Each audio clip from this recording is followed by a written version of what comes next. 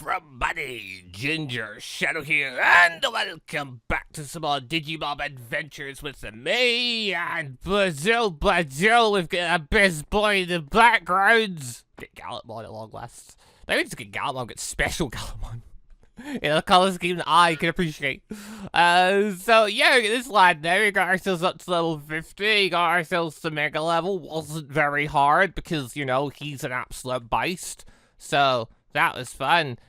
Took all his stuff off him now. Because now the thing we're going to next is a bit less fun. The thing we're going to next is raise up Rainbow WARGREYMON. Although he's in AM mode. Armor assault mode. I don't know what mode it is. I forget. Someone actually did say what mode it is, but I can't remember. Off the top of my head. But you know, it isn't armor mode or anything like that. It's got a name. It's from the anime. It does look quite cool. I do like it. I'm pretty sure I've seen it actually in I might have seen it in a TCG card game. I think Greymon like that, looking like that, and me just not really getting it, because that was the thing. Me and my brother have been playing Digimon TCG for ages, and like, I'm pretty sure, yeah, I saw the alternate WARGREYMON cards, and I just saw it, and I'm like, what Garurumon is this? I don't know this Garurumon. I don't know this WARGREYMON is. Okay. And yeah, so people say the comments, so if you can get both the different versions, then you could get a different Omnimon. I know I'm very interested in that, so that's the goal. We can try and get a different Omnimon. Hey, I'm for that. Let's get this guy up to WARGREYMON and try and get ourselves a Metal Garurumon. Well, no. Try and get ourselves a different WARGREYMON so we can get a different Garurumon. That seems to be the plan. That seems to be the thing we have to do. So, you know, I'm for it. Let's give it a try. Should be doable. I've got all this food now. And for all the mindless murdering of Digimon, get tons of food. We can use that food. And we can thingamajig, tame some Digimon with it, hopefully.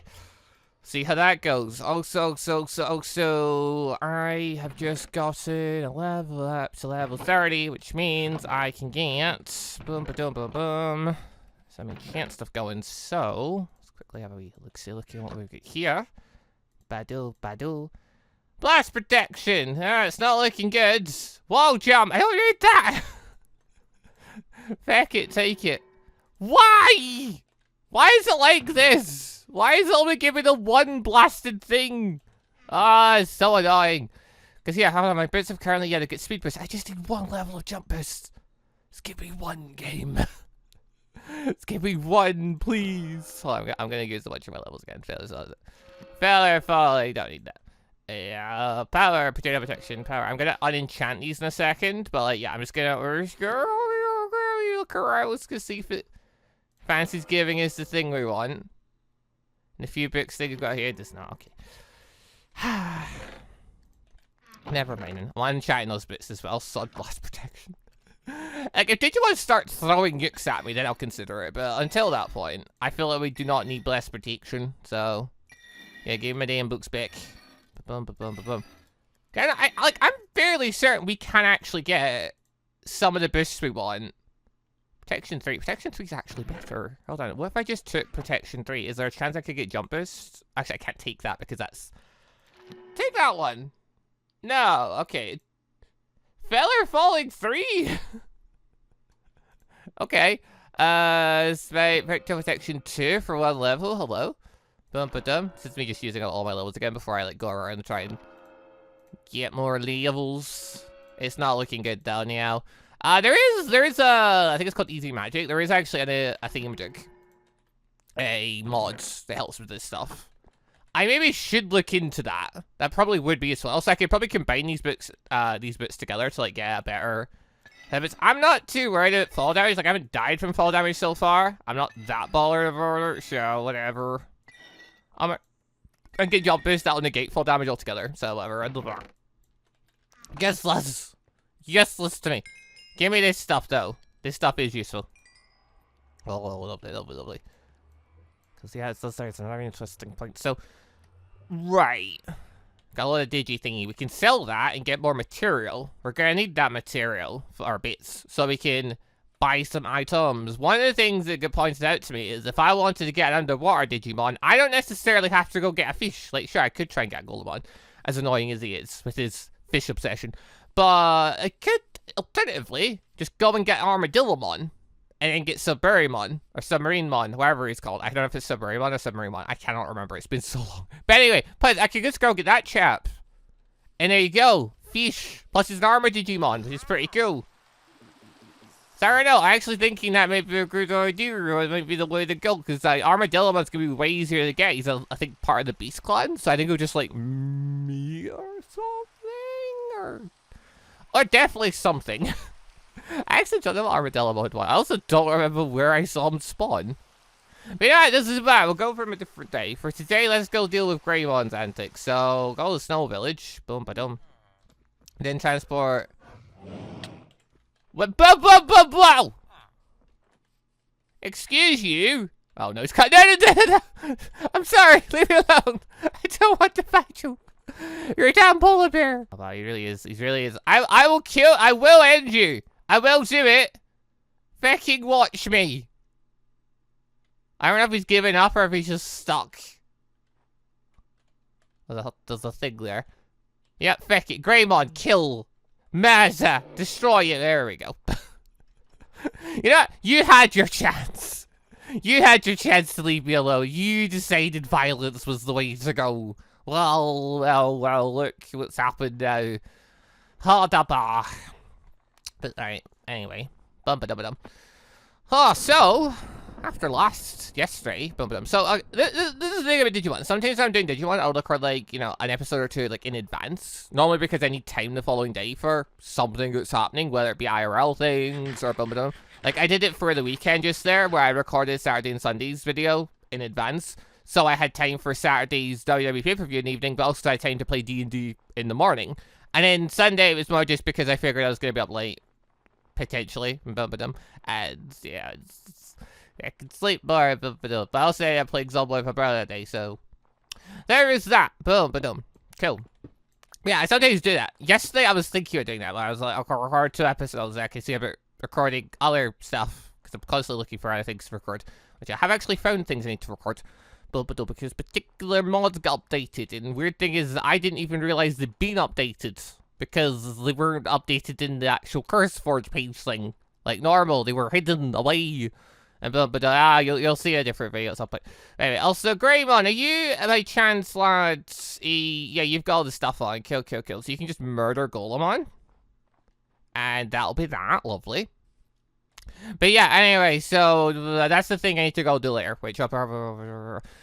But aside from that, yeah, after yesterday's session, though, basically my brother was in the whole thing of, hey, we should go and, like, play more Zomboids. And I'm like, sure, if I'm going to be live streaming with Mitch and Demon and things, because that was a potential thing, apparently. Because it's finally at the point where everyone's back again.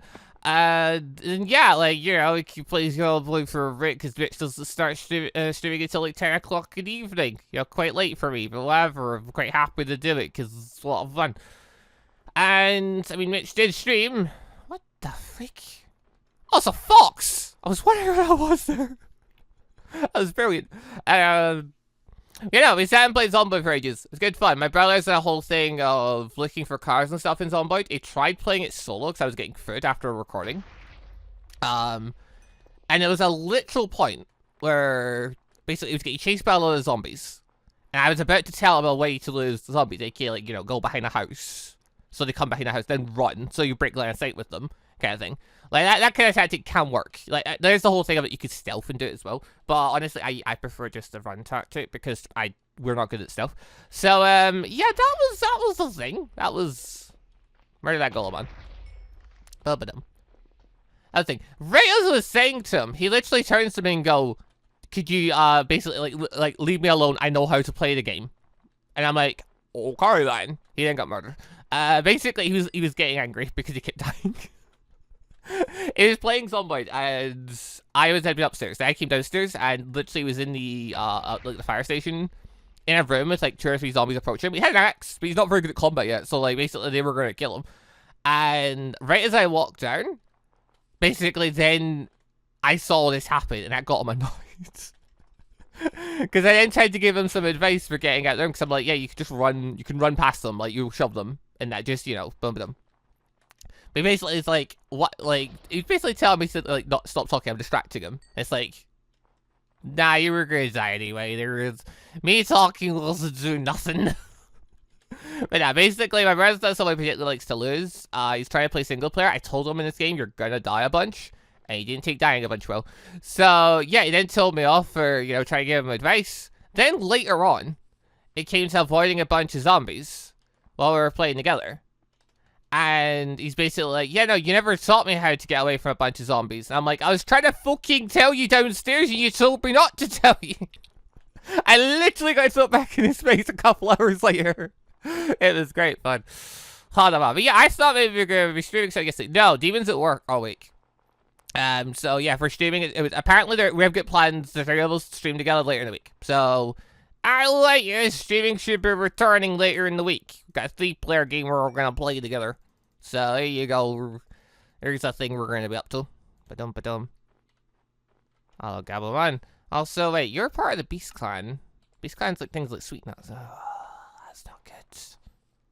Things like Sweet Nuts, I know where one food vendor is. In theory, I could go there and see what food they have, and maybe get some food that these Digimon like. Because apparently the Beast-type Digimon like things like nuts and things.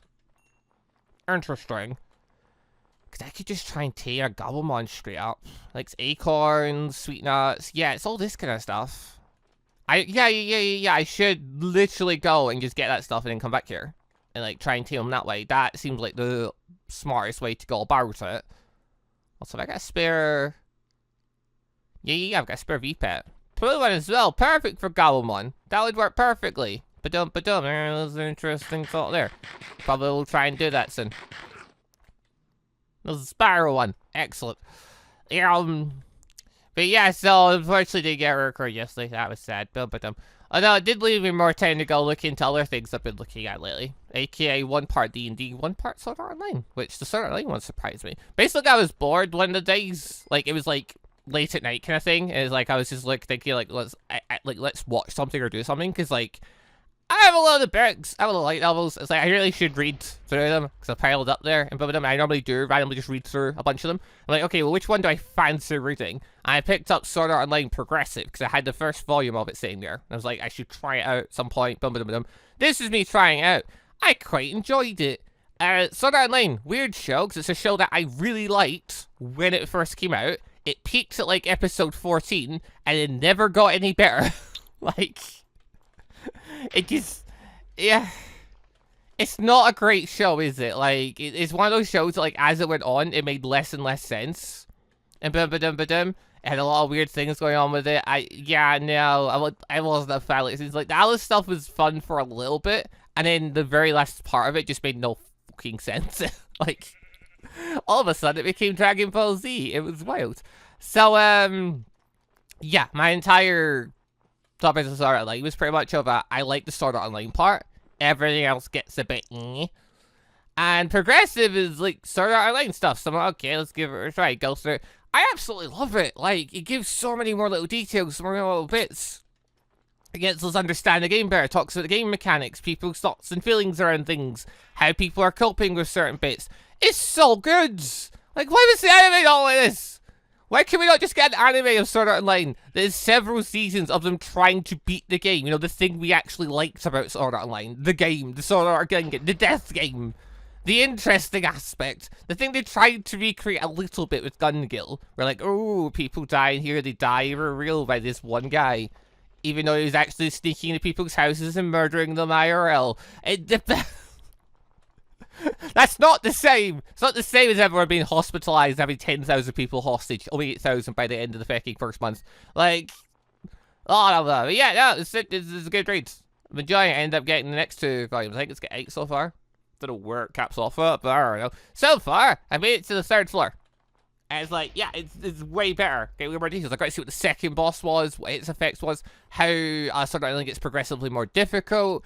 It introduced things like Kiriso's sword being a +6 on L-Blade. And I'm like, okay. And +6 just meant +6 upgrades, but then it breaks it down even further to it's a 3S 3D blade. It's a 3 sharpness, 3 durability, because there's 5 aspects in Sword Art Online you can upgrade. Sharpness, durability, accuracy, speed, and weight. I don't know how every single one of the aspects works perfectly. I'm pretty sure accuracy is meant to be a thing for critting. Speed, obviously, is for hitting quicker. Don't know what heaviness really does. Maybe for knocking people back or something. I don't know. Never really fit into those aspects as much. Durability, obviously, so your sword doesn't break as much. And it's the concept of upgrading your swords. So certain swords have a cap on how many times you can upgrade them. The Anel Blade has 8 of them, I believe it is. Where, yeah, basically, you can get so many upgrades. If you get 8 attempts. If you fail an attempt, you can end up losing one of your upgrades. So it's +6 at Anel Blade. When you try to get it +7, can end up becoming a +5. And it's just an interesting little bit. It's like, yeah, this now feels like a game. Weirdly enough. Because game aspects. Awesome. I love it. I'm here for it. Give me more details on why Kirito's so good. Why, like, let's see him using that knowledge. Because, like, they made a whole thing about him being, like, a beater at the start. It's like, that was relevant for the first 9 floors. After, like, the first 2 episodes, they skipped to, like, the 30th floor. It's like, yeah, his knowledge is no longer valid. Now it's just him being good at the game and getting a good start. That's it. Anyway, I'm really enjoying Progressive. It's been really good. If anyone decides to ever do more Sword Art Online, D&D, oh, the amount of fun we could have with that, because there's even more aspects of it I could feed in to him. Or I could just run it, I don't know. Like, I don't want to steal his thing, but, you know, Imo's still trying to get the grips with the whole DMing thing. As Imo's tried DMing twice. And, like, he's not terrible at it by any means. He is creative. And all that jazz. But he did struggle a bit with the thinking on the spot and what to do thing, while making it make some level of sense. Because Imo's entire thing for prepping was, okay, here's point A, here's point B, put no thought into how to get there between point A and point B. It's like, yeah, okay, everyone's at this place, and I want to get them on this quest to this place. I had no idea how he's going to get us to work together, how he's going to get us all going on the same quest, all that kind of jazz. And, yeah, like, it was interesting to see, obviously. It's one of those things, like, it's the DM thing. You're going to struggle sometimes to try and get people to do the things you want without, you know, just telling them you have to do this thing. And after it happened, I made some suggestions to him about how he could change up, aka if it's like a one-shot, you're just telling us, like, we have to do this quest, basically, and you want us to know each other, or you want us to work together, just have it that we know each other beforehand, ahead of time. That makes it so simple. And then just make it a really, really obvious quest with a really, really, like, what sounds like a good reward kind of thing. And like, things like that. It could be, it's not like super hard when you really sit and think about it, but then actually applying it becomes super hard because you're dealing with real people in a game like D&D where people can do whatever they want. It's good fun. But also, yeah, D&D, there was an aspect I was looking at. One for the new D&D upgrade thing they were trying to go for. The one D&D to rule them all. And all that jazz. Okay. I decided to take a look at some of it. I've been looking at bits of it here and there as they come out, but now, like, more the Unearthed Arcana of it's come out, so it's like, you know, playtest stuff. It's not official yet, but, you know, it's the stuff that could become official in the new version of D&D. And there's some bits I like, some bits I hate. I hate the new Warlocks. It's just a spellcaster with, you know, unique spells and things, and, you know, it's got some unique traits, but still very good. It completely removes the whole point of a Warlock. To be honest, the death of Short Rest. Not many classes now get as much stuff to do with Short Rest. That's a shame. It's just little bits. Also, hello. What have you got? Ooh. Got a thingy for Digimon there. Got a toy Digibase. No. Got a thingy for data types. I should just buy some of those since I'm here. Like, I don't think there's any reason not to, because, like, yeah, it gets data types up. Wait a minute. Data, vaccine. Oh my god! No, this is the last thing I needed. I needed this for data. Badum. Excellent. Yes. Give me some. Badum. So I've got them in stock. I'm for it. Give me loads of them. Give me like 60. Oh, no, I'll just take 50. Also, mate, well, I've got your attention. Is this a new village? Where am I currently? No! This is village 2! I've circled back round for one. Apparently this vendor was down here the whole time. The worst bit is I probably met this guy already and didn't realize they had a thing that I really wanted. Okay. Alright, well, good to know he's here. Right, comes to it. Okay, demo wings, I do not need. Dark Corrupted Core. That's interesting. That's a good, like, that'll be a good, or, well, Dark Data itself is not interesting. The core you can make out of 36 though is interesting, because it decreases the amount of XP you gain, but it gives you extra HP. Like, that'll be useful later when I don't care about leveling. Because then I can, get extra HP for free. That sounds great. Digimon of Light, that would make Gastelmon transform and our Digicore thing. I do want to get more of those, but I've got more important things I need to get right now. I need to look over all the vendors in here as well again, because apparently there's just stuff here that I missed. Hold on. You're an armor vendor. Pointless. Traveler. Well, not pointless, but like, pointless to me right now. I don't need one. You here, which unlocks this Phoenix Mon board. It's always red data. Why is it always red data? Where is the brown data? God damn it. Also, toss those in there. Lovely. Badoo. Any more? Yeah, a lot of them are travelers. This village's got a nice blend of like travelers, villagers, Yeah, sure, it's got like 3 armor vendors, but don't worry about the detail. Oh, here's some fun stuff. Okay, this person's got Flying Wings, Digimon. We've got Metal Mining, I don't care about that. Digimetal of Courage, though. Ayo, that sounds useful. Got Grey Claws for Greymon, Firebolt for Miramon, Digimon for Skullgreymon. That was a fun Digimon. I can't really get that. I'd like to get Flamedramon's. Flamedramon's really cool. I'm gonna get it because I see the guy here and I want it. Also, I'm sitting here wondering if it's... Okay, maybe not you specifically, but like Gallantmon. Could I maybe kill some of the low-level travelers? Because, like, Gallantmon literally has a technique that wipes out near enough all their health, assuming they don't resist it. So, I'm thinking it doesn't look impossible. I'm thinking I could maybe actually manage that if I blast them really hard at the start and then, you know, wipe them out before they get a chance to regenerate. Because the regenerate's not instant. It is, like, time-based. It's very quick. But, you know... I feel like there's potential that if I fight against a low enough level one while I'm strong enough, I might be able to kill some of them, get them out of the fucking area, and move on, and which isn't their intent, but I'm wondering if we can, like, you know, force this thing's hand by just being really epically powerful.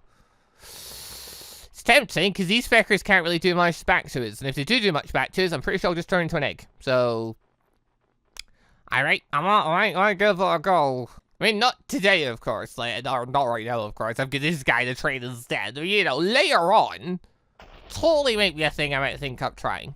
Anyway, where was it? Oh, yeah. Unearthed Arcana, 1 D&D, and So, all of the other players that I did a DM for, aka Demon Arcanist Aaron. Maybe not Inmo, because Inmo's been away, mostly, but, you know, they'd be occasionally looking at it and seeing what new stuff's there. Like, Demon is very aware of the fact that he plays Monk, and the Monk has some new changes. And it's basically a thing of, like, okay, there is some fun aspects in it that have changed, but there's also some aspects that I don't like.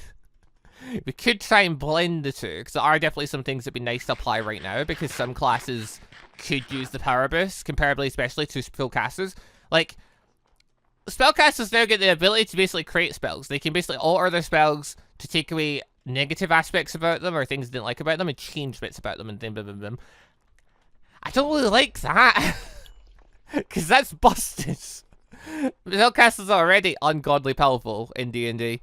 Never mind before you can let them alter spells to make them even stronger. Like, I can't remember the full details of it now, but I remember looking at the time and going, wow, that's insane. I hope they change that a little bit because that's incredibly powerful. Maybe they will. I don't know. I would apply that to the game right now. I'd rather wait for that to maybe get a bit of a more balanced thing. Then there are little aspects that are cool. The weapon skill things, where certain weapons, as long as you're going to have weapon mastery, you're a martial class, like a fighter, a barbarian, a monk, or even a rogue. You can apply certain skills while you're using weapons, and that apply whenever you attack. That's good. That helps differentiate what people using different weapons and things. Because then people can use different weapons in different ways. That sounds interesting. I like the idea of that. I was looking into that. I'm like, okay, these are really fun things. Also, I've been reading SEO at the time, so I'm like looking at that and looking at the SEO aspects. And I'm like, wow, all this stuff could really come together nicely. And yeah, there is that aspect of it. Yeah, that's cool. I feel like applying that would be quite interesting, potentially. Might slow the game down slightly, was what my other fear, but just as because we're getting used to it. But I figure after we get used to it, it'll probably, you know, speed up again and it'll be fine. We'll see what we'll see. Also, yeah, here's my multi-favorite hunting spot. Let's go to champion territory. You can handle it. You're level 41 fecker. Alright, So I gotta look at the aspect. Cool. Then there are things like the monk. The monk got a damage dice increase, because monks start with a 1d4 damage dice, which, you know, isn't exactly great. So, the way of making them a bit better early game in Boom increase the d4 to d6. Then when they're going to get a d6, go to d8, d8 goes up to d10, d10 goes up to d12. Yeah, that's something I've literally applied homebrew before to a monk when my brother was playing one, because I wanted to make him a slightly bit stronger, because he likes playing a monk, but he was also playing by himself, because I was, like, practicing as a DM at the time. So, it was like, yeah, I applied that already. And, like, I was thinking, that's the thing I liked. I like the idea of, like, actually applying it sometime. It was something I was thinking about. I wonder if I should, like, make a thing where Demon gets that eventually, just to make him a bit stronger, like, later on, when he would be lacking in power a little bit, comparably. So, you know, that's nice. I'd throw that in. That's good. Dum-ba-dum. Then they changed some bits. They took out what was it? The sun of the tongue of the sun and moon. So basically, you can understand the languages. Most people don't care about that. So, yeah, they changed that into redirect energy, aka whenever anything projectile comes at your monk, he can deflect it. Very anime. I like it. I'd put that in. That is, I think it's like a level 11 or level 13 feature. I think it's level 13. I'd throw that in. That's perfectly reasonable. Bum-ba-dum. You know, just little things like that. There's, or I give Demon the choice if he wants the tongue of sun and moon or energy redirect thing. That seems perfectly reasonable.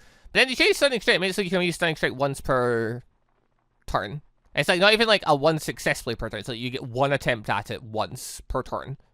And if you fail, then, you know, you failed. It's like, okay, I'm not a big fan of that because it's for con save, and most monsters have got really good con. So, like, you know, and it's using key as well. Key's a finite resource. If monks had unlimited, if they removed key, then sure. If they'd removed key and just made it so monks can do their things under limitations, then sure. Once per turn, but, you know, you're not burning your keys, so you could do it every turn? Okay. No. Key's still in, so why the fuck would I... Why, if someone wants to burn all their key to try and stun something, well, I mean, I know that rule would make my life so much easier, because Demon is a menace. With stunning strike, but you know, I don't want to be that guy and just remove that just because it's making my life harder. I will work around it, goddammit. But, yeah, no, I'd rather not make that change. I'd rather get to it. I'm saying DNA, see, other colors do exist, I used to fight them. Eventually, if I look hard enough, I will find brown data. No matter. But yeah, what other changes were for monks? Can't remember. Then there were rogues. Rogues did some really cool stuff. Rogues got a thing, level 5, where they can apply extra effects using part of their sneak attack. So you take a sneak attack dice, say, oh, Miramon. Oh, you look different. Ayo? You look way killer. Well, that's not true. You look way, like, flamier, but, like, making a plate. It obviously doesn't look killer because he's made of fire. That would be weird. But, like, you get what I mean.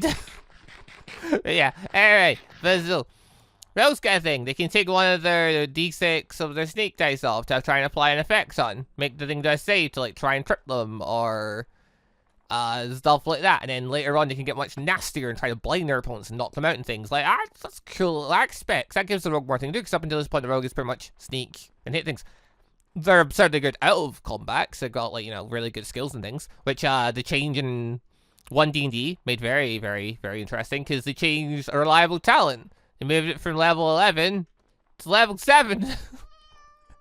Aaron will love that. Aaron is a level 4 rogue. He will absolutely adore that. He wants reliable talent so badly. Like, reliable talent's the thing he's aiming for. But that's because it makes rogues so ungodly good at skills they're good at, and he has a lot of skill proficiency, so yeah, it's interesting. But yeah, no, I'd throw the skill things in. And yeah, I mean, moving reliable talent to there, I wouldn't be against it. Like, this means rogues get to be good at the things they're good at. So it means, like, rogues are going to be good at stealth no matter what. And I'm like, sure. Like, they're going to get it eventually anyway. It just means you get to play with it for longer. Well, a lot longer, because, like, level 7 to level 11's a big jump, but, you know. Clerics! They didn't get battle mastery, so they didn't get to play with fun weapons. They get a new thing, though, so they can have a fighter, or they can basically have a... What would it be? But like a warrior, a expert, or a mage extra thing. So basically, they pick the warrior path thing for their training. Then they can get proficiency with heavy armor and martial weapons straight away.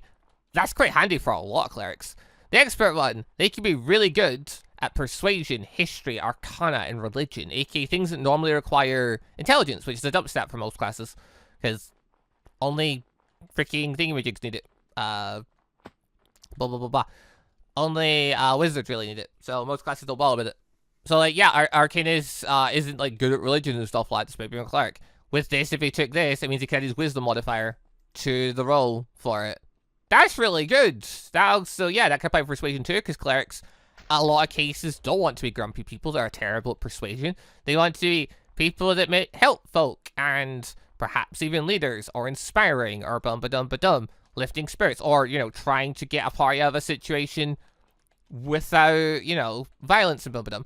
Arcanist has got really good charisma, so, you know, this would just make him incredibly good at persuading, so could be interesting. Then the other one was the magic-based one. You get an extra cantrip at the start. And you get your Channel Divinity back at a short rest. Because that got changed. You no longer get Channel Divinity on a short rest. Instead, you get a number of Channel Divinities per day up to your proficiency bonus. Which, I don't know how I feel about that one. That one's interesting, but also like, because, okay, at the start, it means you start with 2 per day. And then at level 5 becomes 3. The thing is, though, like, a level 6 Cleric has 2 Channel Divinities. And it's per short rest. And boom, ba-dum. So it's like... But then thinking about it, it's like, even if a person only took 1 level in Cleric, or 2 levels in Cleric now, because I think you need... Is it 1 or 2? I can't remember. However many it takes to get Channel Divinity, all the levels have been mixed up for, like, when you get Channel Divinity and stuff, so it's like, it's not a guaranteed thing anymore. When you're going to get it, when you're going to get skills and blah, blah, blah. Basically, though, whenever you get it, if you take the dip to get to that, even if they don't invest more in it, they'll still get extra Channel Divinities, because it goes off the proficiency bonus, not off of their level anymore. So, like, on that aspect, it's really good, I guess. Sure. That's interesting. So, like, you know, it's like, I guess I'd give Arcanist the option if he wants to play it one way or the other, and then just let him go from there. But yeah, and then if he took the magic-based thing, that means he could then recover a Channel Divinity every short rest anyway. So he'd just have lots of uses of it, and then he'd get 1 back every time he short rests. So, yeah, it's just all good stuff there. Top of that, got a new thing for Channel Divinity. Can I use it to heal folk? Can target someone within 30 feet. Roll a number of d8s equal to, I think it's your proficiency bonus, and heal them by that total, or damage them for radiant damage by that total, making them do con save, I think it is, or wisdom save. So, again, yeah, it's just a funner way of using Channel Divinity. Got a daze thing, it works as well, so you can use that on undead. Now, you can use Channel Divinity to target all undead, not just low-level ones. But in turn, the Destroy Undead feature has been kind of. The Destroy Undead feature is just do damage to them, but it works on every undead, not just low-level ones. So, seems interesting. Seems useful. They changed it so clerics don't get their subclass at level 1 instead at level 3. Then they changed about how life cleric works. You know, we get to apply the bonus to life spells on the turn they're cast, so it doesn't work with Good Bear anymore. I'd probably ignore that. Because I like it being able to get used on a dumb combination like that. I love that. Yeah, there's like aspects I would take. Aspects I'd give Arcanist the choice in. Arcanist is a level 3 cleric, so he'd have his subclass regardless, so I don't really mind. I'd just change some things there and try and make it balance out. If I was going to try and play it, which I'm tempted to try and do, because I imagine the party would enjoy the power boost randomly. Plus, you know, they're already kicking ass anyway, so it makes them better, and they'll just throw better things at them, I guess. Plus, the enemies will get to apply some of this stuff, so that would be fun. But yeah, okay, so look, he's a level 3 cleric, level 2 sorcerer. He's like dipped into the tool because he wants to get meta magic to apply that to his cleric stuff, which understandable. It's a handy combination. Build it up. He's got good charisma, so he might as well. Now what else was there? Oh yeah, fighter got a bunch of stuff. Fighter changed how second wind works. Second wind, you get 1d10 plus your 30 level of HP back. You get 1 use of it, then you get it back after a short rest. Then you get 2 uses, I think it's like level 15 or something, I don't know. That's changed. Instead of that, now you get 2 uses from the get-go. And they come back after a long rest. Alright.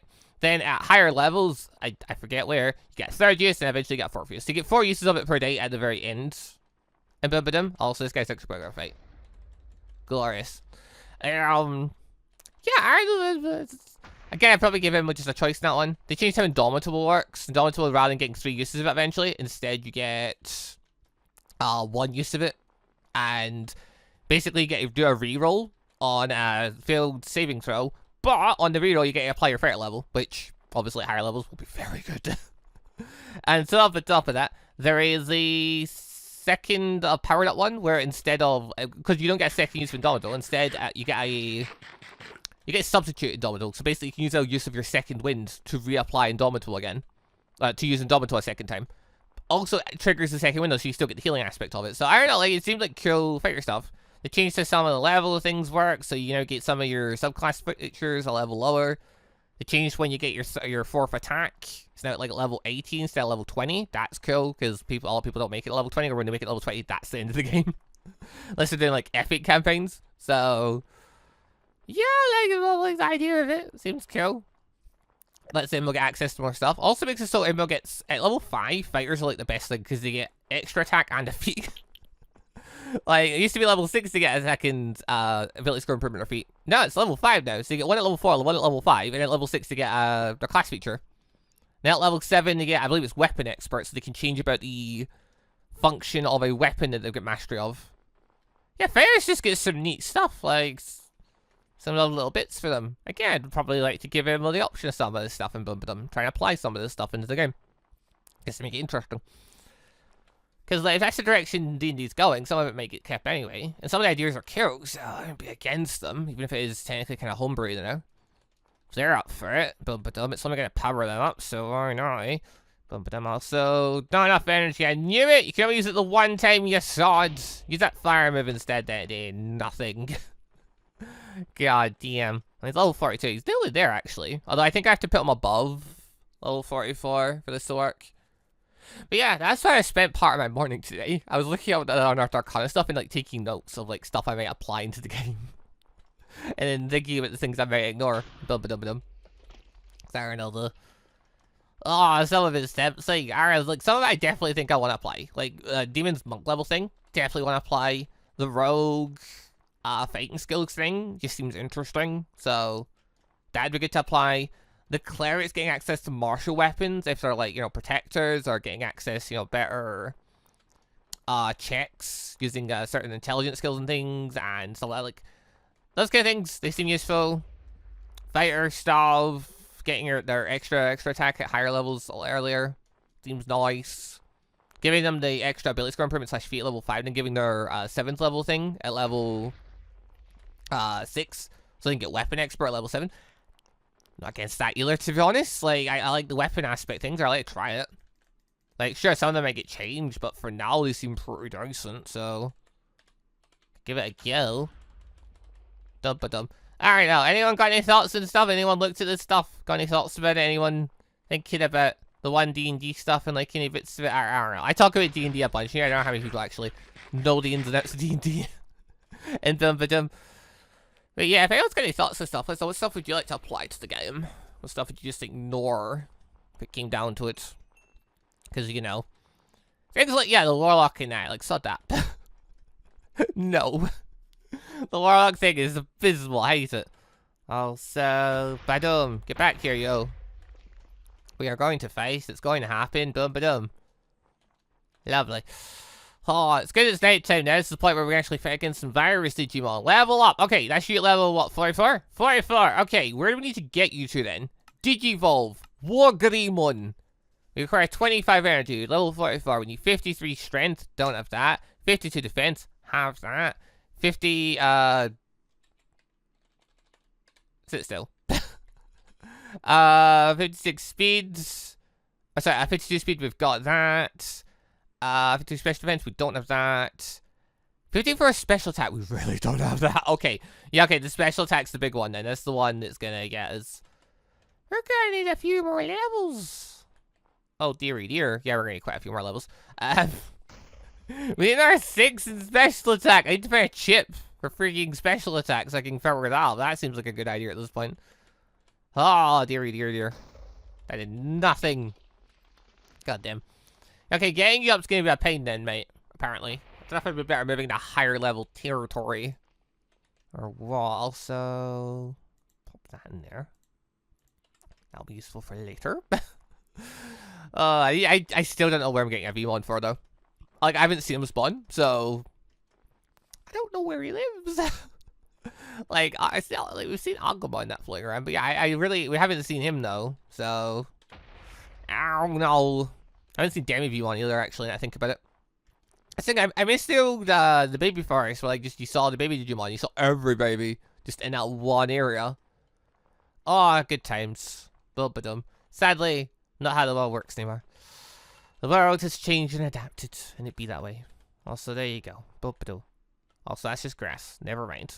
But yeah, between looking at the SAO stuff and seeing more game aspect for that, and then the D&D stuff, I'm just in a very big that kind of mode. Part of my brain was putting together the idea of what if we did an SAO-based D&D thing. I'm like, oh, I mean, that's Invo's thing. I really should ask him if he plans to do more of it, plans to redo it, or let's see from there. I mean, if not, I need to see what's happening once Invo gets back. Invo gets back in like a week and a half or something. At that point, if we're going to go back to live streaming D&D things, what thing we gonna do? Okay, we're going to continue the Star stream, or do we feel like just dropping that because it's been so long and going and doing something else? AK, something anime related, like One Piece D&D or SAO D&D or something. I don't know. As I'm reading more of the progressive thing, it's just filling my head with all these ideas. I mean, it's great. So I just got another Ender Pearl. Oh, wait, yeah, Dark Digimon give Ender Pearls. Yeah, we killed the Goblin Mon Snow variant. Okay. Because yeah, I remember we killed Ice Everyone did the same thing. Where's a good place to getting Ice Dark Digimon though? I don't know. Don't know where. Oh, I mean, it just spawned Nate over here. Wait, you're not. No, you are. Look, it's still a dot for this fella here. Dear. But yeah, the whole since watching progressive, I'm now on the thing of reading progressive. I'm now on the thing of I'm pretty sure it got announced for an anime thing, didn't it? Like, I'm pretty sure that happened. I mean, at some point, I'm actually gonna get my wish, and we're gonna get at least one season of them just in SAO doing SAO stuff. That sounds lovely. Because I can't be the only one. Like, sure, I'm certain that quite a lot of the fan base for SAO preferred it when they were in Sword Art Online. I would have liked to have seen that fleshed out more, but it feels like they kind of just sprinted past everything. Like, they did such a massive jump. Like, it's like, okay, they wasted no time. And so, like, it was nice in a sense, because it had some cool bits in it, but yeah, it just feels like we skipped over so much. Skipped over so many things. We skipped over the backlash to Kirito's whole position as beater and stuff, and like, how is it going to help in the front line if people don't like him, like, that stuff's looked at and progressive, oddly enough. It's like Kirito's response straight after why he did it in When we know why he did it. Do people know why he did it? I assume most people know why he did it. They actually wanted to take the heat off the other beaters. Because right now, the place was formed to kind of, like, things were basically getting to the point of cracking point. Like, you know, the regular players were blaming the people that be in the beta test to, taking all the good stuff and leaving them to die. And it was getting to the point where it's like, okay, this keeps going. People aren't going to work together. People are going to start, you know, a witch hunt. That could result in people fighting, which would be the worst thing, because we need to work together to win this game. So Kirito just thought, I'll just take all the heat for myself. And basically just declared, yeah, no, they were all good and stuff, but, like, I was the best one. Which, I don't know if he actually was or not. I know he was definitely, like, among the better ones, by the sounds of it, but, like, I don't know if he actually was the best of the beta test.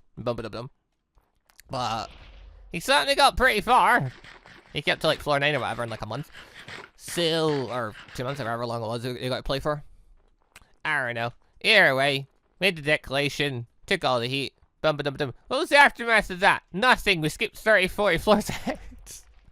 And all of a sudden he's working with people in and now he's at the frontline thing. He's just the edgy, you know, solo player of the group. Then Asuna's position. Okay, that's a part of progressive doesn't make any sense. They meet before the actual meeting point, because in SAL they don't meet until the strategy meeting.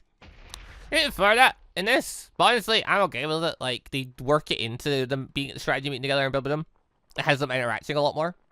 I guess. But, like, still pretty good. It's like they're not an actual, like, not like an actual party. They're just like, you know, two people that are working together to accomplish certain things. Blah, blah, blah.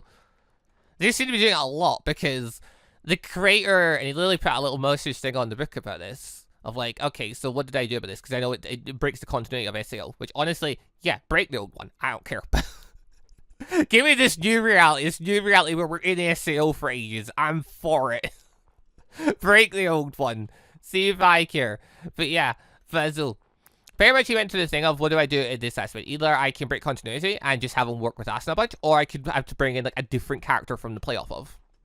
And he went, nah, because basically Kirito and Asuna, they like, he basically wants to rate the two of them together doing stuff, and blah, blah, blah, blah. He enjoys them interacting together, blah, blah. So it's like, nah, screw it, I'm just having Asuna do it. Hopefully we find this understand. I perfectly understand. I'm for it. I don't care about the old SAO continuity. It made less and less sense as time went on anyway, so sod it. Give me this new one where Kirito's giving us the small tips here and there, and Asuna's still not really sure about games and bum ba dum ba dum. Give me this one where Asuna is also technically still a solo player because she didn't join a big guild yet and bum ba dum. So I made good little bits. Oh, can I see stuff for her blade too?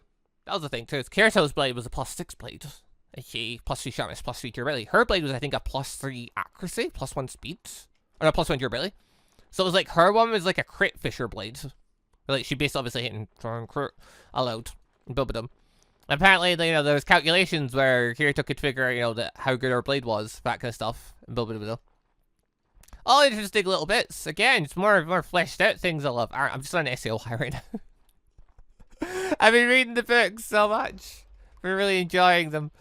That was the thing my brother got at me for yesterday. Yesterday before I recorded Digimon, I was sitting reading the end of the first volume. And he's like, hey, you recorded your stuff yet? Because he came back for lunch. I'm like, nope. Been sitting reading this all morning. He's like, well, hurry up then. We want to play Zomboid later when I get back. And I'm like, yeah, sure, I can get it done.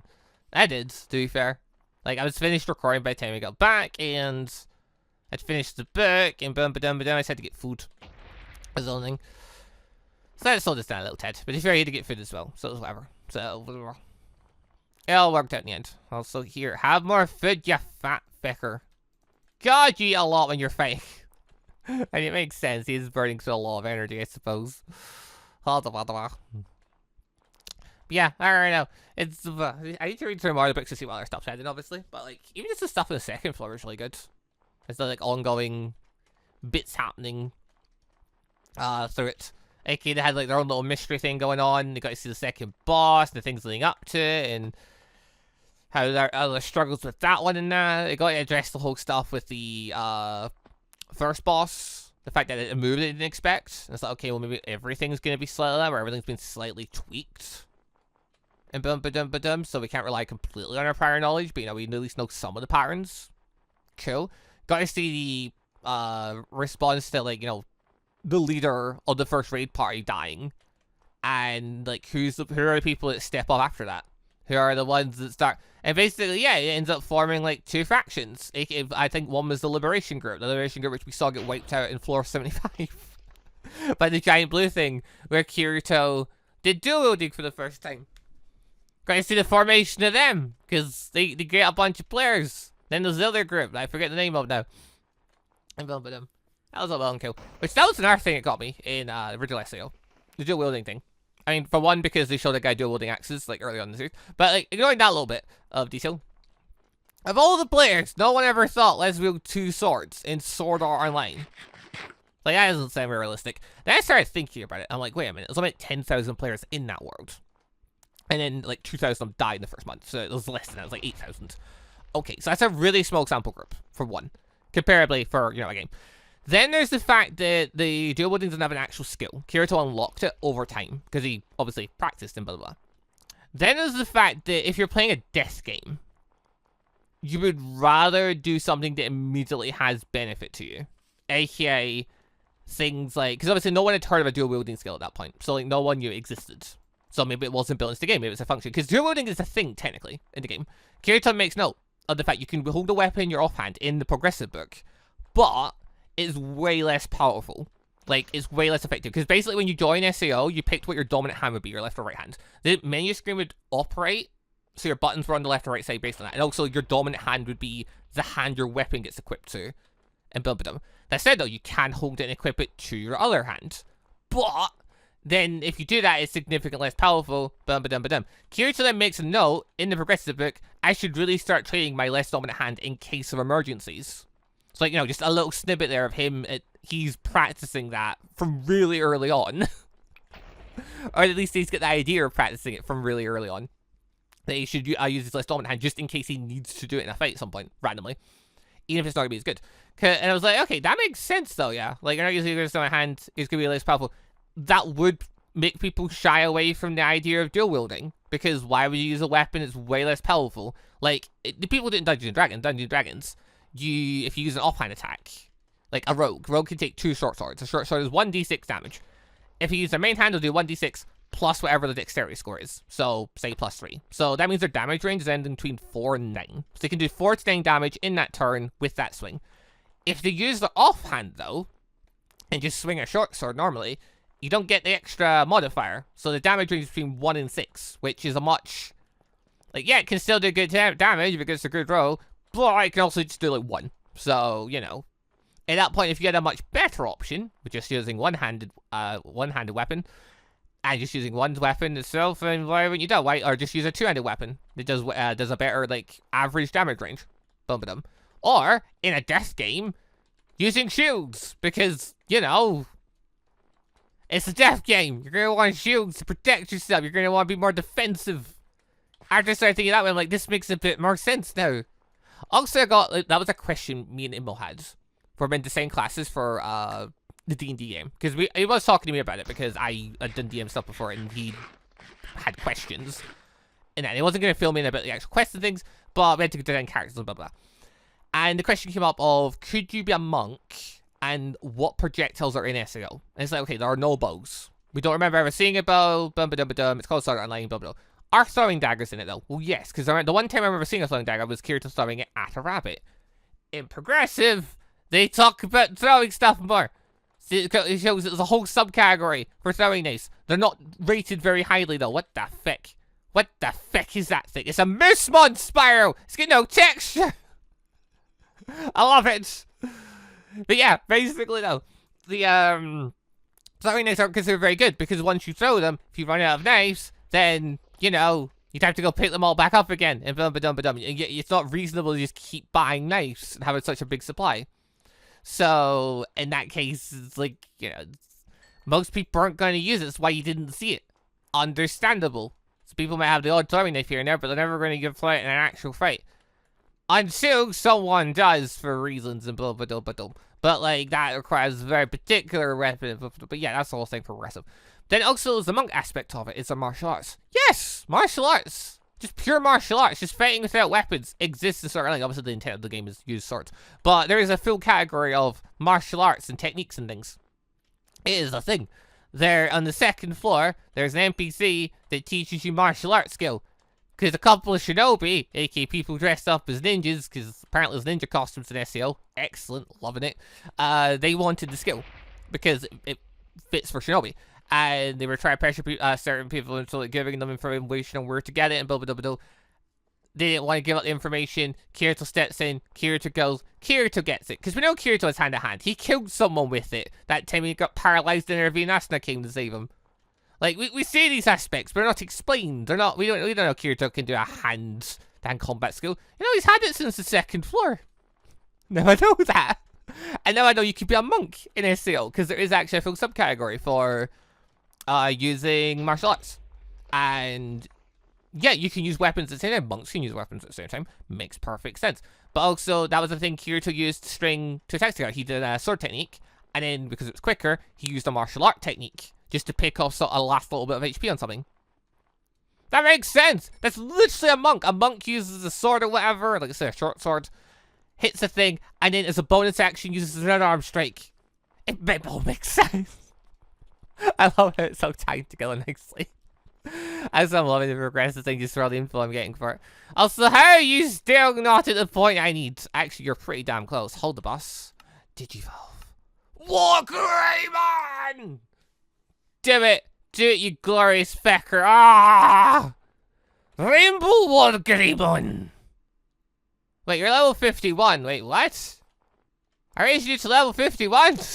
I didn't even notice. I was that absorbed talking, I didn't even know what level I got to. Anyway, Jogress, I'd love to do that. Digivolve, nothing. Hold on, how the heck do you get Blitz WARGREYMON? That was something I was told about, and he's obviously not him. I believe the term I was told about him was... I can no longer sit on his shoulders, excellent. I believe what I was told about this chap is you have to go to the end for it. So maybe I have to make a Metal Greymon, then go to the end. That could make sense. I don't know. Something to think about. Also, special Terra Force! 40 energy. Oh dear. Oh no. How much energy do you have, mate? You've got 58. Yes, makes sense. It's about right. Yes. Yeah. Yeah. Yeah, it seems about right. Oh, freak. You can't even use it right now. It's got no energy left. Hold on. Let's fight this guy. Terra Force! Ah, he's murdered. I did a lot of damage, though. Ayo. I want to see WARGREYMON fight for a second. Go on, do your fate, enemy. Oh, here we go. Spiral stabby move. An actual thing WARGREYMON does do, to be fair. Does do the whole spiral twisty, literally tear you apart from the inside out thingy move. There we go. Greymon took level 51, but we got Rainbow WARGREYMON. So I guess next part of the plan becomes let's go and get thingamajig, Metal Garurumon, and try and get that fecker up to where we need him to be. Also, kill this sod. You might give us a barrel. Is it? I'm guessing it's either. Yeah, it must be Dark Digimon. Guys from the Dark Clan that can drop thingamajig, drop Ender Pearls. So I've got a few. I need to get Blaze Powder, which I'm assuming either comes from the Fire Clan, or not Fire Clan, the Dragon Clan. Dragon Clan? I assume Dragon Clan. Or I just need to go to the Nether and go get it. Either or. He's so tiny. Oh my god, how small can Digimon get? This is microscopic. What the freak? He's fairly intelligent. His size is micro. Oh my god. I love it. Like, that's a normal one. That's a micro one. Oh, he's so small. Imagine get like a little small Omnimon like that, just murdering people with it. Like, that's him in stealth mode. Like, yeah, you see the bar above his head, but you don't see him, so you get confused for a second. Then he kills you. Alright. WARGREYMON. Have a wee seat. Ooh. It's got a kneeling thing. I think that's different, isn't it? Didn't before I used to sit like cross-legged? Ooh, I like this. I think it's different, if I'm remembering correctly. Either way, I like how that looks. That is good. Boom. Right, well, I've got a whole lot of things I need to put away, but we'll do that in a while. So, for now, though, thank y'all very much for listening to my ranting. Hope y'all enjoyed the show. Yeah, D&D, SCL, blah, about it. As you may have guessed. It's having a good time. Just really progressive. Play D&D. Plays Digimobs. Hope people enjoy the ride. But yeah, if you've got any thoughts about sort of later D&D stuff, let us know in the comments. Do love getting to chat about it. Some of my favourite things to chat about, anime and D&D. Especially when you combine the two together. But right, for now though, thank you very much for watching. I will see you all next time for some more of our Digimob adventures. Go! Bye everybody! Dun. Also, just want to say a quick thank you to all of the channel members for the extra support, and a special thank you and shout out to our elite members, the Johnny members Sebastian Ramsey, Alex, and Beatark13, and our ANBU member MonsterQ. Thank you all very much for the extra awesome support. Banter.